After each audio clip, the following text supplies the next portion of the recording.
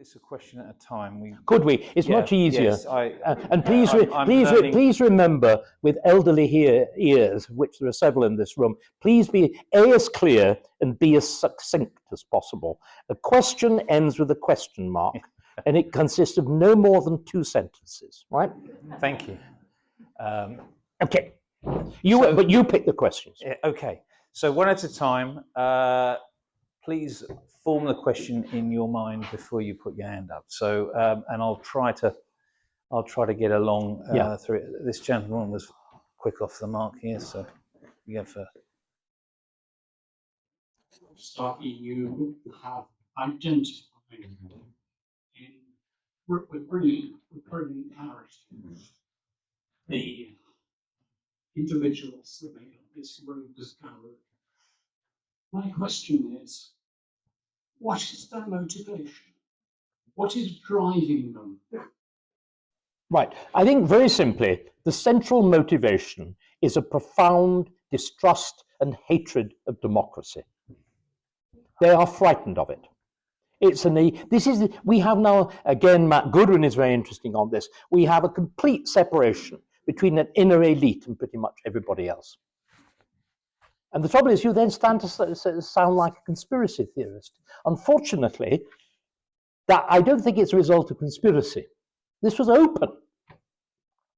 Bingham died and Knight of the Bloody Garter. You know, he processes through all the great officers of the judiciary. He's applauded. But and again, you see, this is where it all fits into the EU. And it fits into the Second World War. The EU, from its very beginning in the Coal and Steel Federation, was deliberately anti-democratic. When they summoned the first press conference to celebrate the signing of the key treaty between France and Germany, Schuman, the French foreign minister who had been responsible for this, hadn't even told the French prime minister. And when they summoned a press conference, it was so secret nobody turned up. And they had then to hold a fake press conference. And why? Because of Nazi Germany. But the fact that Hitler is democratically elected introduces this idea that democracy is fundamentally wrong. Have you noticed the word democracy? I've talked about the changing of meaning of words. The word democracy has changed its meaning.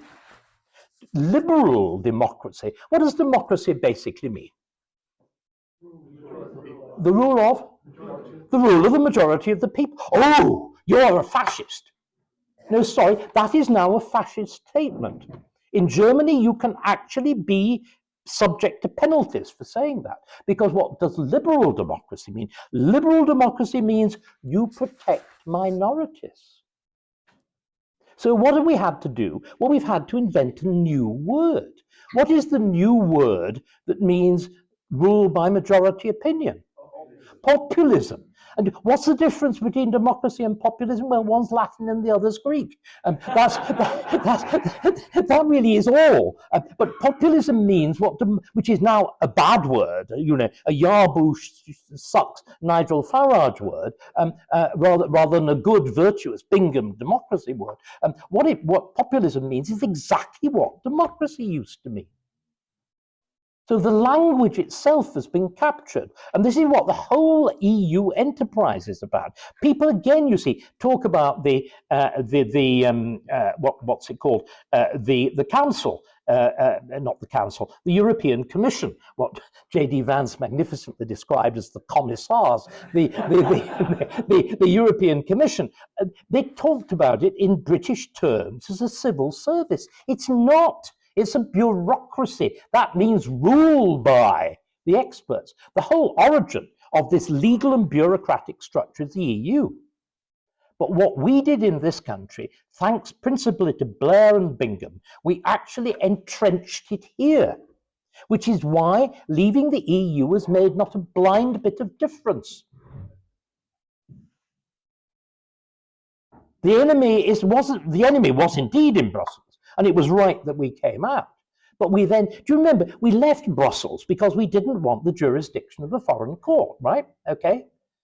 What's happened? Well, we have the jurisdiction of the International Criminal Court, the International Court. I mean, all of these things that we were talking about with the Chagos Islands and Rudakabana and whatever, mysteriously, these entirely implausible United Nations bodies. Okay? So that's the point. Deliberate opposition to the idea of popular government, which is why you have this Yabu word, populism.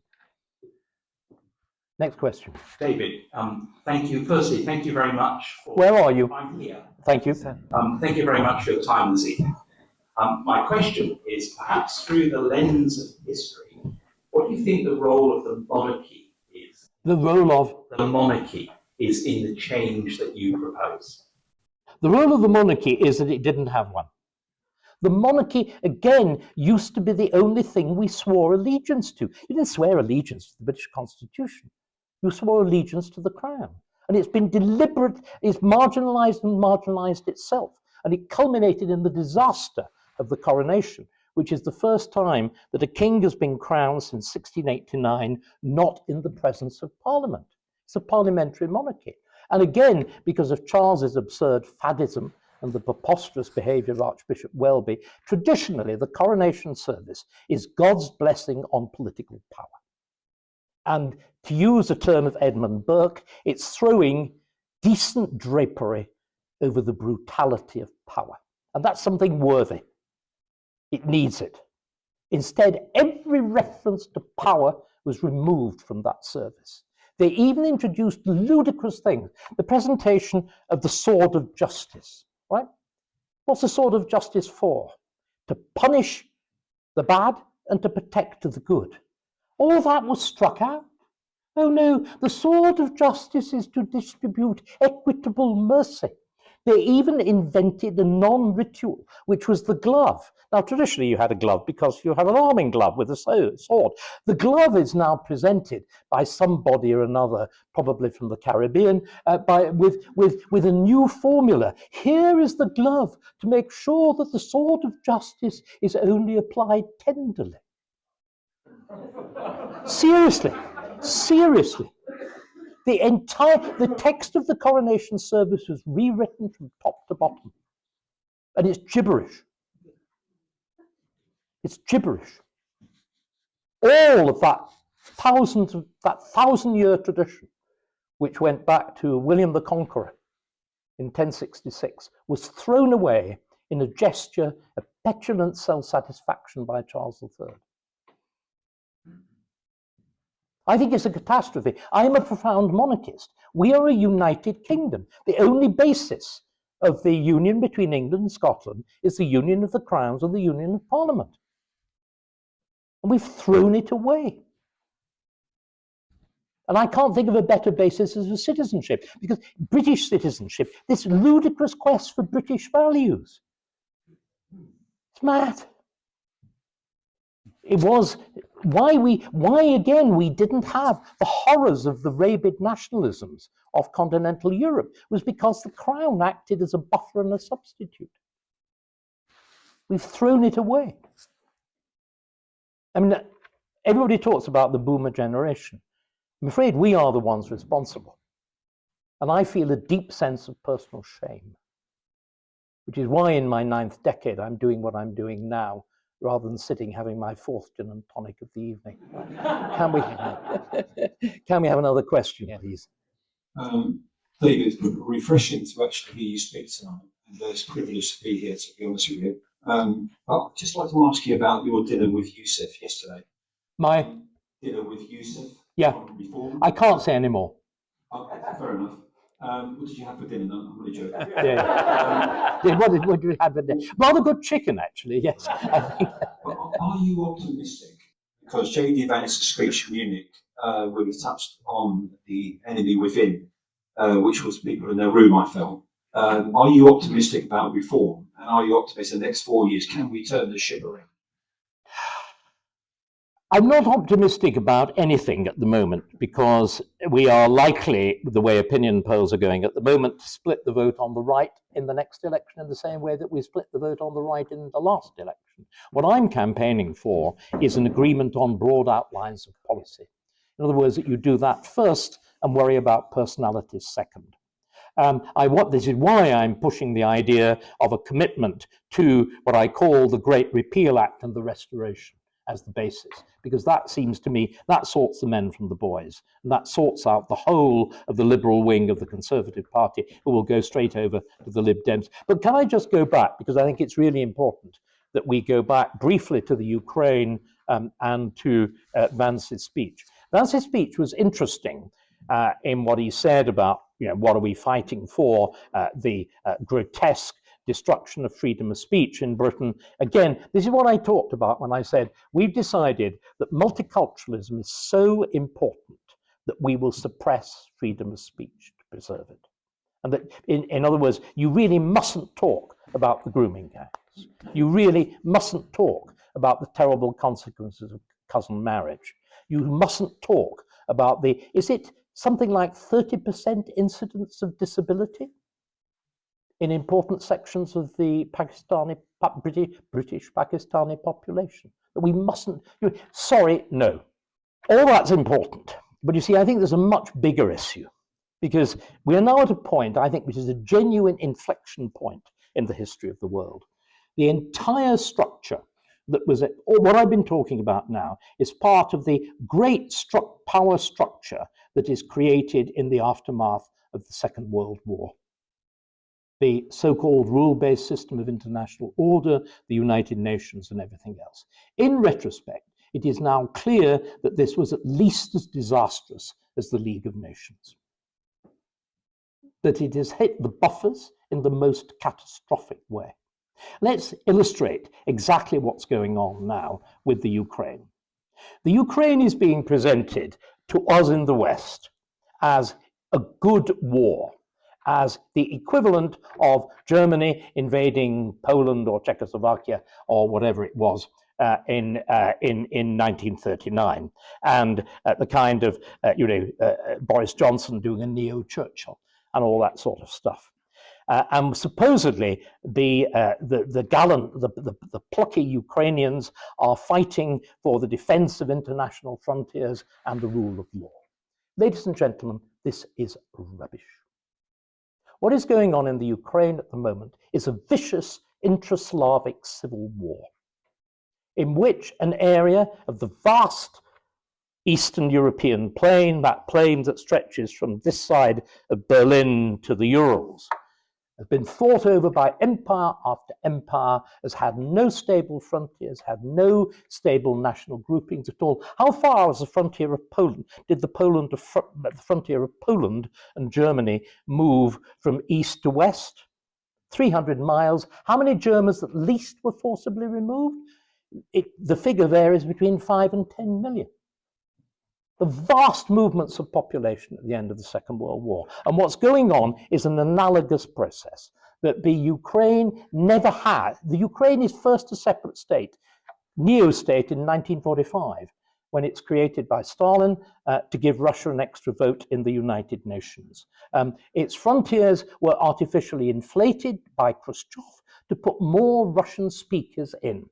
That's why you add the Crimea, which has got absolutely no relationship to the Ukraine. That's why you add the Crimea, again with a completely different history of conquest. The Great Plain is conquered by Peter the Great. The Black Sea coast and the Crimea is conquered by Catherine the Great and Potemkin. What's going on since 2014 in the Ukraine, and I'm not saying this is wrong, I'm just saying we've got to understand it properly. It's a struggle to create a new nation. What does it involve? It involves chasing the Russians out, or it involves making the Russian language either illegal or suppressing it, or insisting that Russian speakers speak the Ukraine language, right? It's what we did in Wales following the conquest by Edward I and Henry VIII. Henry VIII makes Welsh illegal.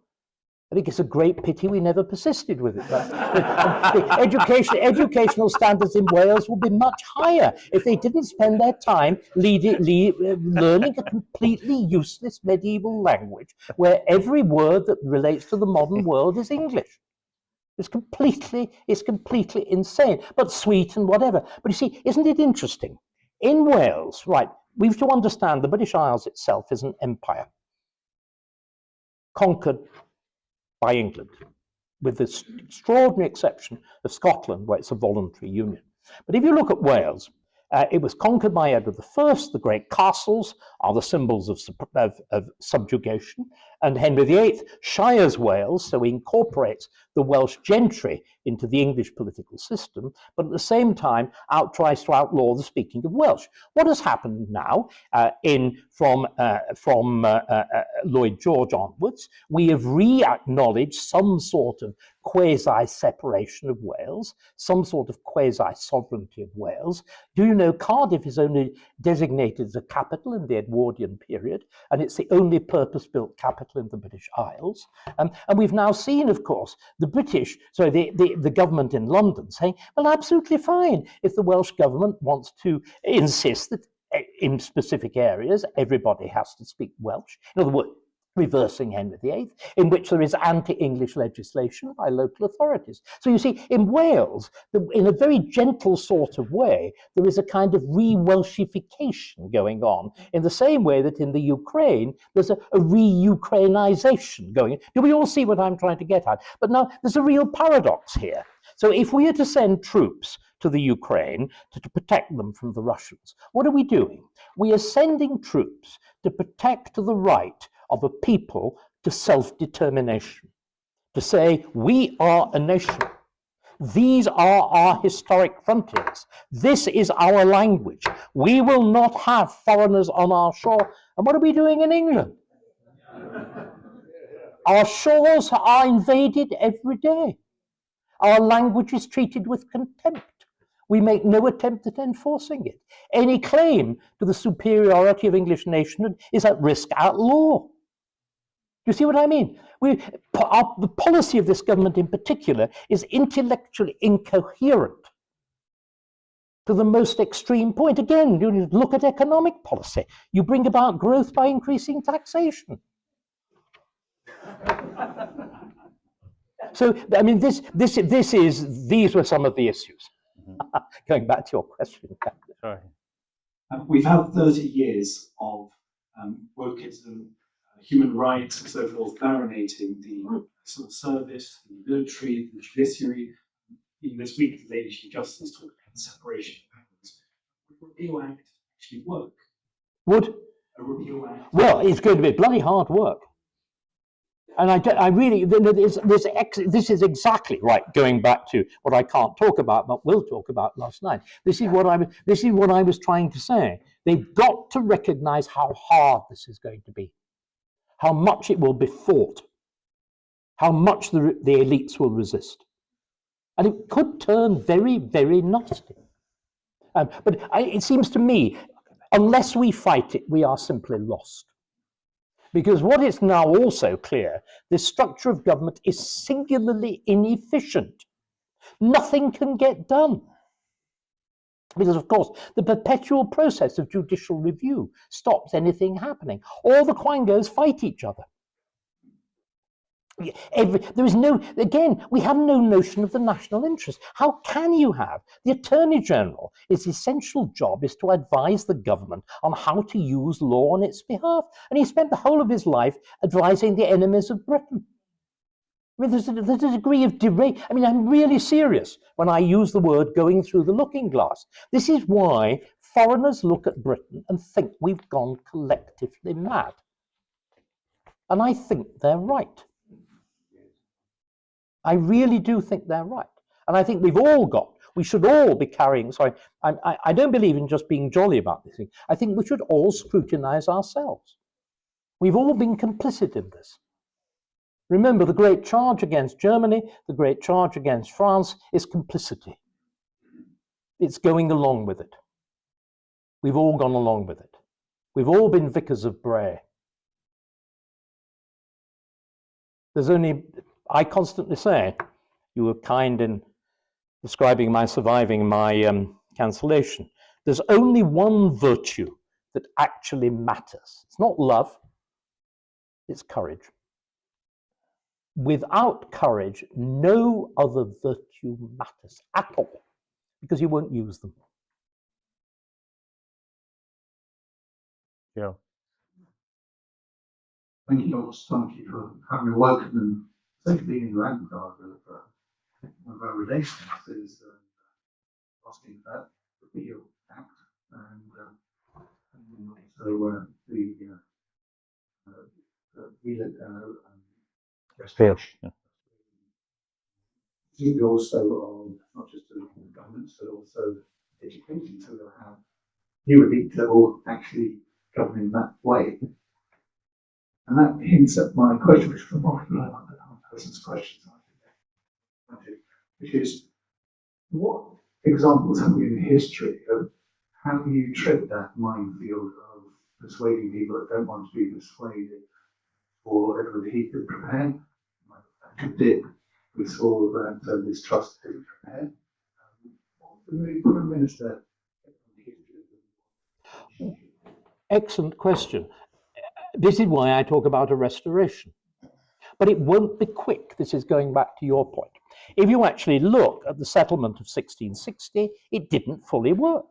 Within 20 odd years, we had James II, and we had to readdress it all. And what we all forget is, although 1689 leads to the most extraordinary, I think 1689, we've stopped understanding ourselves. The events of 1689 lead to the most explosive transformation, I think, in human history.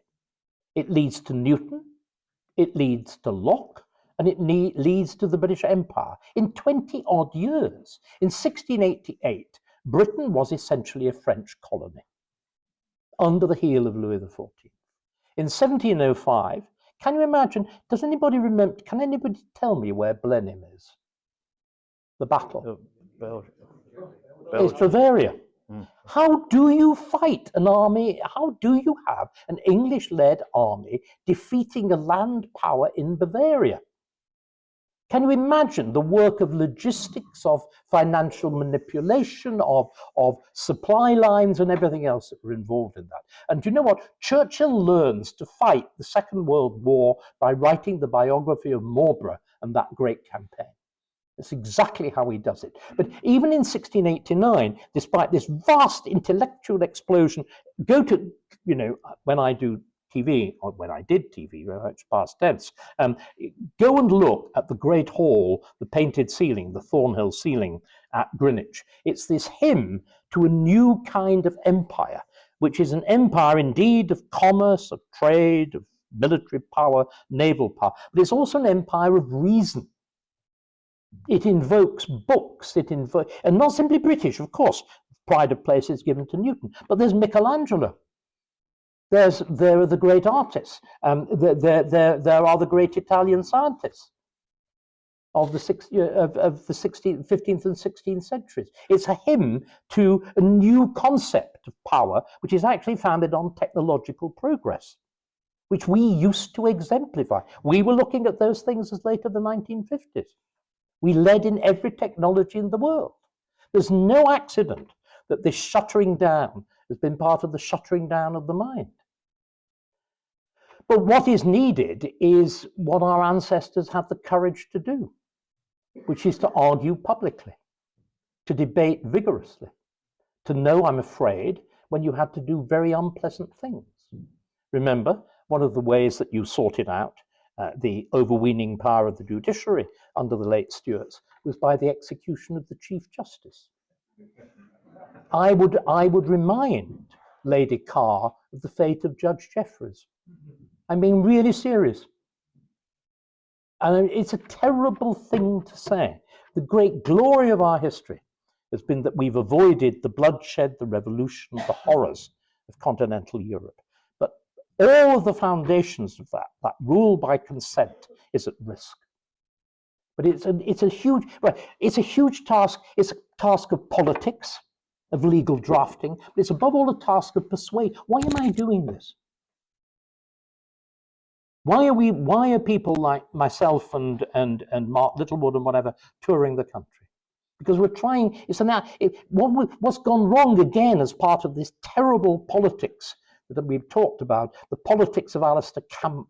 I can barely utter the words. No, it's not. It's not a laughing matter. This is somebody who has polluted public life in the most fundamental and disgraceful fashion. But it reduces politics to mere trivia. I get a sense, why are you all here? Why is this room full? I get the real sense that there is a desire to talk, debate, and analyze, and maybe even to act. But it is a process of public education. And we have the new media to do it. Lady there. Yeah. Good evening. Going back on what you just said a second ago, how courage is a virtue. So I'm going to ask 2 questions, if I may. I have to say that you are such a powerhouse of an academic with a strong platform, and with that platform comes responsibility. Do you not think in the last 5-10 years our politics, our country has become far more divided? I think you would agree with that. Therefore, that division does not give strength to a country, to any nation. Would you agree with that? Is my first question. My second question is, I loved our late Queen, and to say that soft power or the royal family doesn't work, I would have to disagree, because right now the soft power we have in our country is making up for a hell of a lot of the Labour deficiency. What I was just trying to do is, again, I have made my career out of telling awkward truths. And any of you here who is my age will recognize the absolute marginalization of the monarchy from public life. Is that not right? Everybody here is my age. It has disappeared simply into the margins. And we cannot pretend otherwise. And all, I'm not saying, please try to understand, I'm not saying the Queen was a bad person or anything like that. I'm saying I think she was shockingly ill-advised. And when you talk about the monarchy as soft power, that's not what it's about. It should be a parliamentary monarchy in which the monarch is the symbol of this complex process of law, of power, of the army, or of the judiciary, all in this kind of higher harmony with each other, rather than the whole purpose of the Tony Blair and Bingham enterprise to set them all out, to put them at war with each other. Now, the divisions in the country, but they're real. They're real. And countries do sometimes divide. We can't just magic them out of the way. I think the divisions are false. I think that the whole, as it were, Remainer-Leaver thing is profoundly artificial. But again, it's also because Brexit wasn't explained properly. It was a deep. We can see, I think, in retrospect, that the Brexit was, and remember, with much larger turnout than had been the case in any general election up to that point, or recent general elections. The Brexit vote was essentially an inchoate gesture against the world that I've been denouncing now. It was a kind of anticipation of that. But of course, it was deliberately challenged by the elite. It was undercut as much as possible. It was appallingly handled administratively. Everything that could have gone wrong with it has gone wrong with it. But the only way that we can have genuine, and by the way, I don't actually believe in sort of, I'm sorry, I'm a very non-cuddly person, as you may have gathered. I mean, historically, we have been a divide. We pioneered party division, for heaven's sake. We invented the idea, as some of the Americans invent the idea of political parties. But what that involves is channeling dispute And there is, I think, there are fundamental disputes about human nature. There are those who believe we're all the same, that we can become perfect, and they're called liberals, and they're on the left. And there are horrible, cynical people like me who believe that we're all different and deeply imperfect. And we're called conservatives.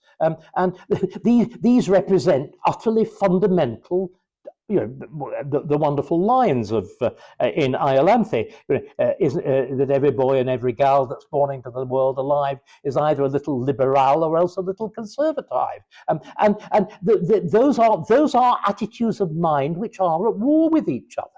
But equally, if you have a properly working politics, which is why we actually have a leader of His Majesty's opposition. Do you see what I mean? Our politics institutionalizes the idea of conflict. And again, unity is a stale thing. The Chinese Empire had unity when it didn't tear itself apart in hideous bloodshed. The Egyptians had it. They were stale cultures. We, as Disraeli brilliantly said, were both a conservative culture and a progressive culture. Disraeli's great point, I've already given you one about liberalism, his great statement in the Crystal Palace speech, which he also repeats in the Free Trade Hall. And by the way, you've noticed that I've occasionally been sipping water. Disraeli's great speeches usually involve the consumption of at least 2 decanters of port. But you can imagine if you're trying to project your voice, you've got no means of amplification, and even the studied oratory, the 19th century, found that a strain. But Disraeli's great point is, in a progressive country like Britain, change will happen and should happen. The question is not will there be change, it's what kind of change. And he says there are 2 sorts of change. There is change in accordance with national tradition. That's what Burke is talking about. And then there is change, arbitrary change, in accordance with liberal internationalist principles, which is what Burke denounced the French for doing, and what Blair tried to do here, with the absolutely disastrous consequences we've seen. So you see, I don't think we should be frightened of conflict. Conflict is good, it's creative. We need heretics like me. Change only happens because somebody says no. That's why Elon Musk is so important. You see what I mean? And it's, again, forgive me, it's a very unfemale view. Women tend to, be cozy, cuddly, important, caring, sharing. We've all got to get together. Us mad men go off and do strange things. Exactly. No, I know that. No, I understand. And again, in a good society, the 2 things are held together.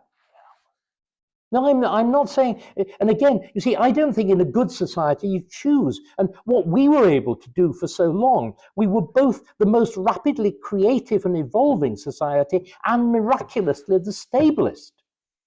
It was the continental monarchies that tried to enforce conformity. They're the ones that could only change by tearing themselves apart. That's why we're unique in Europe in having a constitution that's 800 years old. And so what I'm arguing for is that constitution that I want to restore, and it'll be difficult, that constitution isn't a dead hand. It was something that showed astonishing. It's able to. We're an aristocratic country which becomes a democracy and incorporates the rule of women without serious violence. This is unique in human history. So there is again something profoundly creative there. And again, human society, as I said, it's the balance of a stable culture on the one hand, and also creativity, difference, change. I mean, coming back to your point about education, of course, the great catastrophe of the 20th century was modernism. Modernism, which deliberately decided in the wake of the horrors of the First World War that art simply had to be destroyed. That's what Dada is about. And it's only in the 1960s that this destruction of art is turned back into art, which involves an act of shocking bad faith. Next one. Gentlemen, yeah. So you've mentioned a couple of things here with regards to legal changes that you want to see. Can you, again, speak more? Forgive me, it's just elderly hearing. Okay.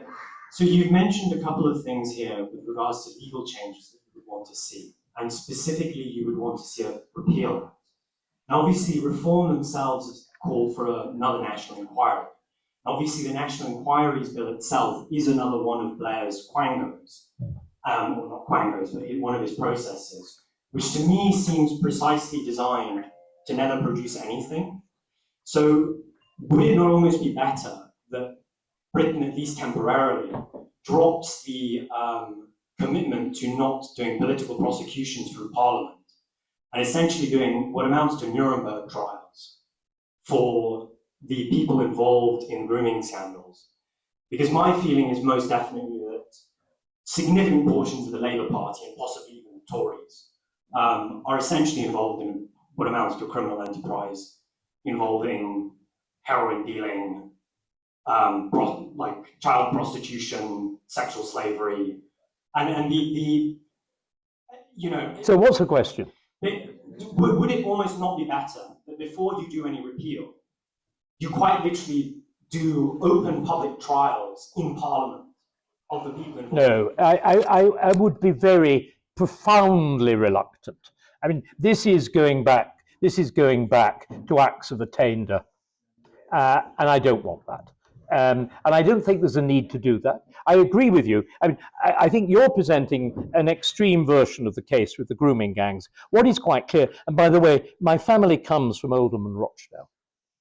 I am very familiar with this world. And it's quite clear that the essential structure that's developed depends on two things. It depends on the clan structure of cousin marriage within Pakistani families. This has to be outlawed. We have to find a way of stopping it. The only way that you can have a notion of individual responsibility before the law is if you are an individual.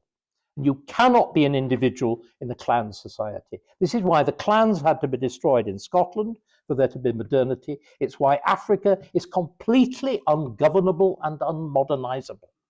And until we recognize, clan societies cannot modernize. They simply cannot modernize. And then the second thing is, maybe Islam probably has something to do with it, or a primitive peasant Islam, as I quote, to protect myself, as I quote to the leader of the opposition. But the other thing is, of course, that these communities are embedded now in A, the protection of minorities, B, local politics, largely the Labour Party, and C, I'm afraid, in the structures of policing. I mean, we have Muslim police associations. You know, appalling thought. Black police. Why? We're supposed to have a police. Why? Because, of course, we decided in this extraordinary muddle-headed and in many ways good approach to multiculturalism, we decided the police had to represent the communities they serve. Inevitable that something like that happens. So what do we do about it? Again, it seems to me we've got to destroy this whole notion that the way you protect minorities is by singling them out. And I speak as a gay man and lived through the age when it was illegal, right? Came out in the age when it was illegal. I know what it's like to be moved on. I know what it's like to be bullied by some thick policeman. So I speak with a degree of awareness of the other side. But what we did in the campaign on gay rights seems to me to be absolutely the right thing. We did it slowly. The law changed slowly. It was subject to the constant pressure of public acceptance. The only thing that was disastrous was Cameron's determination to make gay marriage the kind of testimony to the fact that the Conservative Party was a Liberal Party. But equally, it's carried public acceptance. And what we've got to do, it seems to me, is simply to say, we are all equal before the law. There is no need for any special protection of any group if we enforce that idea seriously. That's all we need. You do not need DEI policies or whatever. You do not need special promotion within schools and so on, as Birbal Singh says, it is to treat minorities with contempt and to assume that they're incapable of meeting the standards that everybody else does. But it requires a complete rethink as to how we've handled multiculturalism. You see, we handle multiculturalism in the light of the late empire. It's the influence of liberal empire. It's also the fact that, remember, from the beginning, we have never been a nation. We're four. The first internationals are between England and Scotland in soccer. The only bond of union was the crown. And in fact, that we were British abroad and Scots and Welsh and Irish at home. And the trouble is, by mixing it up with crude notions of nationality, we've broken this delicate plant. But no, I really don't want. I don't want show trials. I think Munich itself was a catastrophe. The grounds on which it was done assumed, by definition, that there was a higher authority than the state. It would have been far better just to have inflicted victor's justice, rather than to produce the whole absurd rhetoric of international human rights. Because what's happened, it's all been taken over by the people who least practice human rights. It's even worse than that. The structures of the United Nations have been turned against the West. This always happens, and there's an even bigger point. Have you noticed why people like me or Farage are always called Nazis? It's a ludicrous term, of course, but the reason is that the Soviets, in the immediate aftermath of the creation of the United Nations and the various United Nations conventions on human rights, the Soviets, of course, were determined there shouldn't be things like freedom of speech. So what they do is they say, of course we can't give freedom of speech to Nazis and fascists, can we? And so you write that idea in from the beginning. The very idea of hate speech begins in the arguments in the various United Nations commissions of the 1950s and 60s, arguments put forward by the various Soviet states. So, the People's Republic, you'll get comments, People's Republic of Czechoslovakia, the People's Republic of Bulgaria, People's Republic of East Germany, and all of these things are fed into the anti-racist movement. They fed into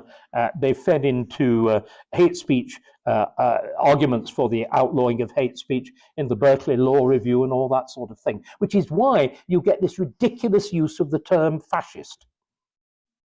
And it's all part again of the terrible aftermath of the Second World War. But we all make mistakes, so it's human to err. What we have to do is to learn when to change. I think, is that a good moment at which we end? Yes, or last question. Okay, yes, certainly, yeah, sir. Sorry, everybody. No. Couldn't ask a question. Yeah. David, I totally agree with your analysis of the problems. I totally agree with your remedy, and I wish you every success in your campaign. But who exactly is your campaign targeted at? And how will people here tonight who agree with you be able to help in pursuing it? Is your target people, in which case we're going to have to wait 4 years for a general election? Is it political parties? Is it the politicians? Because the political parties, the Conservative parties ignored its members for the last 20 years. So that's some difficulty. And it's wholly undemocratic. Reform is moving towards democracy, but it's not there yet. So who exactly is your target and how do we pursue it? It is everybody. This can only be an act of national renewal, which it seems to me we all know we need. You can do it because you will vote. I don't think there's anything that can be done directly within 4 years. On the other hand, it is possible. This government is so incoherent and is so likely that I think by 2026, we could very well easily be back in 1976 and have the IMF in. It seems to me that we are at a whisker of genuine financial meltdown, if you actually look at the state of our public finances. America nominally is much worse, but so long as they're the reserve currency, they can continue to borrow in a way which we simply can't. So that might happen. I don't think it very likely. I think we should assume it's 4 years. Therefore, what we need to create a mass movement. I mean, if you look with Trump is fascinating. You create a mass movement, MAGA. There's also a process of elite conversion, the tech bros and all the rest of it. There is the takeover of a political party, the Republicans. And I think you can see all sorts of ways in which that might play out. I am talking to you all over the country directly. I'm talking to I said what I shouldn't, well, I didn't tell you very much, about last night's dinner. There are those kind of things. I'm putting on the most horrible amount of weight. Politicians do not stint themselves. Anyway, and what we're doing at the moment, the essential way that we see this as going forward is what I suggested at the beginning. So there's a work of getting everybody to, as many people who are politically interested as possible, to understand what's gone wrong, what needs to be done, how it can be done. So again, it's like all political movements. It requires the grassroots. At the same time, it's directly addressed to important political leaders, and some of them are willing, some of them are less so, some of them are passionately opposed. It's also, we're hoping to put forward, with a combination of a lot of money and some very good lawyers, the team that will actually draft this stuff. Because it is, the gentleman correctly, this will be resisted to the bitter end. It is going to have to be, as we've already seen with in America, the exact line of resistance to Trump's executive orders is the rule of law. This reflex response, and we will have to be ready to fight it. And the legislation needs to be drafted as clearly, as powerfully, and with as much, as it were, what is the biblical phrase about being as innocent as doves and as wise as serpents? I'm very in favour of serpents myself, but we want lots of serpents. Get Michael Gove involved. Yeah. Well, I think we have to draw a line under the evening, unfortunately, and sorry to everyone that didn't get to ask a question. But I hope you've taken a lot away from this evening. And I would just like to mention that one thing our Constitution does still provide for is the freedom of association, and this is what New Locals is all, New Culture Forum Locals is all about. It's what the Free Speech Union is all about, and so on. This is filling this void, this political void, and that's the audience, I think. Yes. Can we just then spell this out? Absolutely, the New Culture Forum, the kind of thing that Bruce is running here. Join the Free Speech Union. Anybody who comments on these things is going to need it. I'm being deadly serious. Deadly serious. Join the Free Speech Union, and then join PopCon. Yeah. Yes, and on that note, yeah, absolutely. On that note, we do have a dinner, the Conservative constituency dinner next Friday with Mark Littlewood, PopCon, if anybody's interested in that, which I'm also behind organising.